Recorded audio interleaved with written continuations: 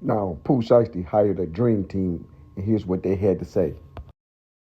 They have allegedly 5 individuals, one of them being a very well-known individual that is allegedly cooperating with the government. And now, this is another tale of some people going to want to wait till the paperwork come out. Some people have already made their opinion up based on the evidence that they have seen. But you heard it for yourself. We're going to get the full story of what the lawyer said. Pooh Shiesty done hired a dream team, and they're going to drag everybody through the mud. Let's begin. Now, why is telling me some of y'all have not subscribed yet? Subscribe, like, so we can begin with the story. Here goes the story. Ready?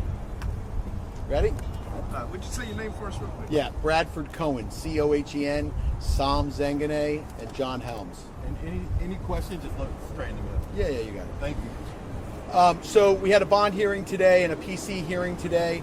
I think that the relevant things that were said today that I thought were fascinating were that it took 3 months to build a case. And I think the reason for that was because the statements that were given on the evening that this occurred were very questionable. I think the way that the statements were made, what allegedly was witnessed and what wasn't witnessed, I think gave great pause to the FBI. The FBI doesn't take 3 months to arrest someone if they believe everything that was said on the night that it occurred. They were involved the first night and then nothing happened for 3 months. In addition to that I thought was quite embarrassing was that an FBI agent says they don't have the resources to keep their eye on an individual. This is allegedly an individual that committed a crime that they then didn't watch to see if the guns were present, if the jewelry was present. And what didn't we hear today? What we didn't hear today is... Whoa, Kimo Sabi. I see everything ain't always what it seems. All the things they say they have, they didn't have. Let's listen. Today, what we didn't hear today is there is no contract, this mystery contract. They have no contract. They have no video of this alleged signing of a contract.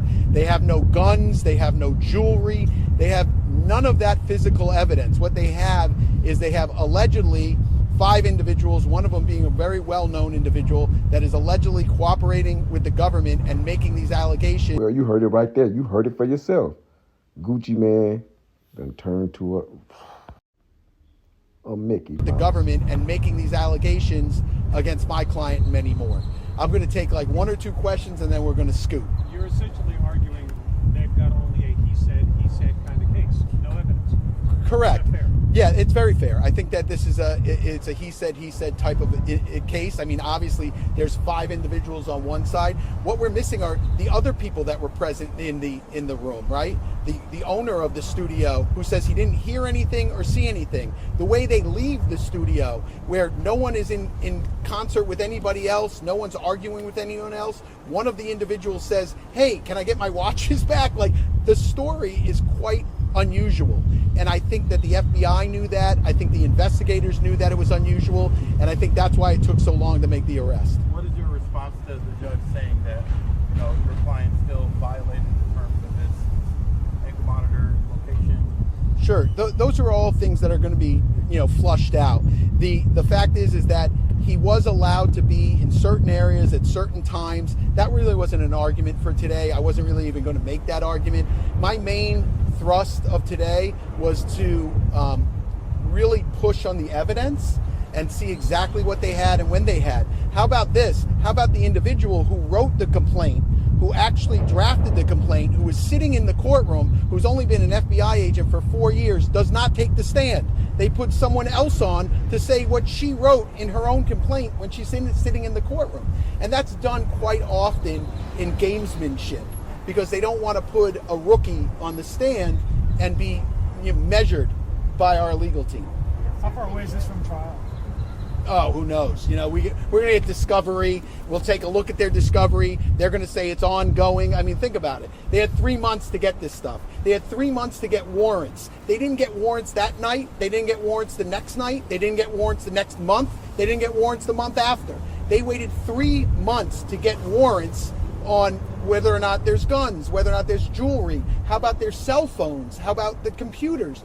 That gives me great pause when I see a case that takes that long to get warrants, if you believe everything that was said on the evening that it occurs. Does the guy have a path out of jail? Hold on, let me take one from her because she was trying last night.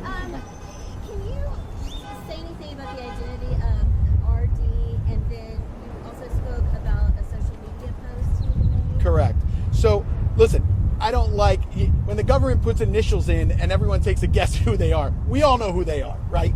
I'm not going to say it's this person or that person. That's not my job to do. But certainly there have been media posts of individuals that we suspect were involved in that evening where they're denying that it occurred or they're denying that they're giving statements to the government. I think that's unusual as well, because of what the government put forward today seems to negate those statements, but we'll have to see how this all shakes out. Listen, guys, Sam and I have had many cases together, right? We just finished a case a couple of years ago in San Francisco on the Cash App murder case.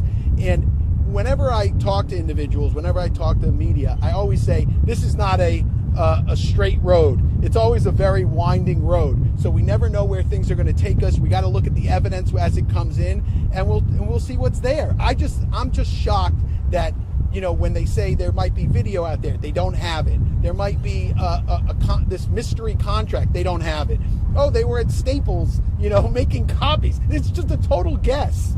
So, like, we're not here to guess. I'm here to look at the evidence, to weigh the evidence, and to make the best decision based on that evidence. Your client just stays in detention until what? Yeah, currently he'll stay in detention. We'll get discovery. We'll start going through that. There's going to be several motions that we're going to file, obviously, in the next couple of weeks, but that'll all come out, and we'll give copies to everybody. So did the feds even interview? Look at my man.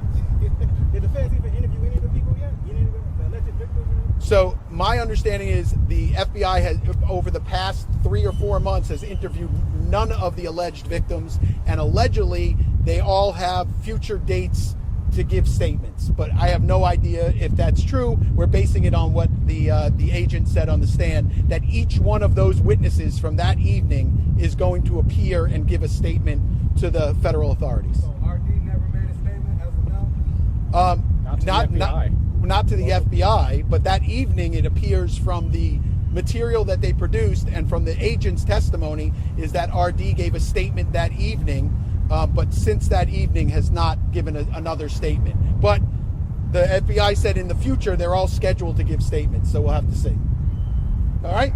Thank you, guys. Now, you know, if you're from the projects, your business is all in the street.